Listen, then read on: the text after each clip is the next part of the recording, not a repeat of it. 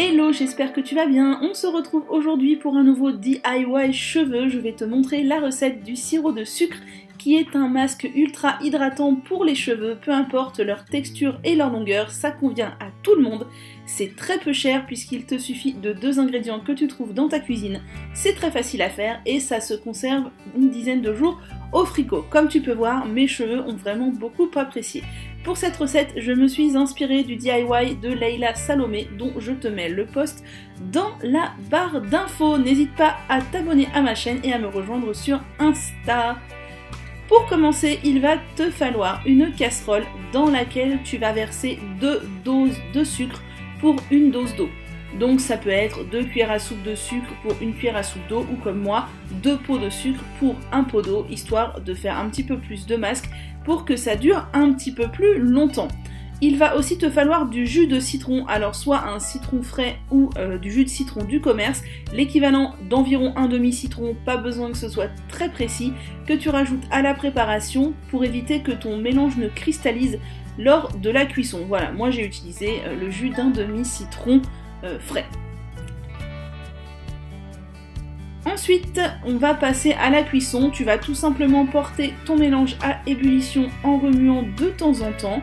Fais attention à ne pas te brûler, le sucre chaud c'est très bouillant, c'est très brûlant, donc fais attention à toi. Tu vas laisser bouillonner jusqu'à ce que la texture s'épaississe en remuant régulièrement.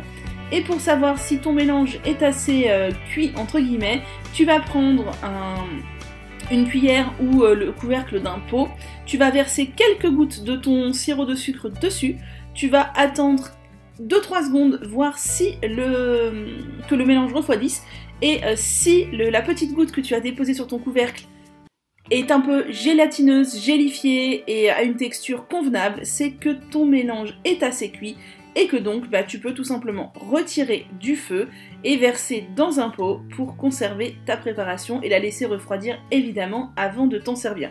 Voilà, là j'ai versé la petite goutte sur mon couvercle, j'attends quelques secondes, ensuite je vais passer mon doigt dessus, là ce n'est plus brûlant et je vois que ça a une texture de sucre, de sirop de sucre, c'est donc que la texture est ok, donc je vais retirer mon mélange du feu et je vais le verser dans un pot en verre que j'ai préalablement désinfecté.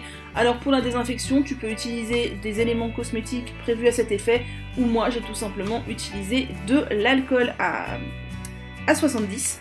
Je verse dans mon pot et je ne ferme pas le pot avant que le mélange ait refroidi. Et bien sûr, je ne l'utilise pas avant qu'il ait refroidi. D'ailleurs, il paraît très liquide comme ça, mais une fois complètement froid, le mélange a vraiment une texture de sirop. Là, il était tiède, il était encore un petit peu liquide, mais une fois conservé au frigo, ça avait vraiment une texture de sirop, vraiment comme un sirop pour la toux un peu épais.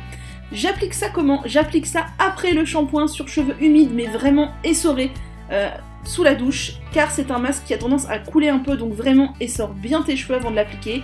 Tu peux laisser poser 15 à 30 minutes, puis tu rinces, ça ne fait pas d'effet gras, et ça te donne les cheveux très bien hydratés. Comme tu peux le voir, c'est un masque que mes cheveux ont beaucoup aimé. Si cette vidéo t'a plu, n'hésite pas à me mettre un pouce en l'air, à t'abonner et à me rejoindre sur Insta. À bientôt!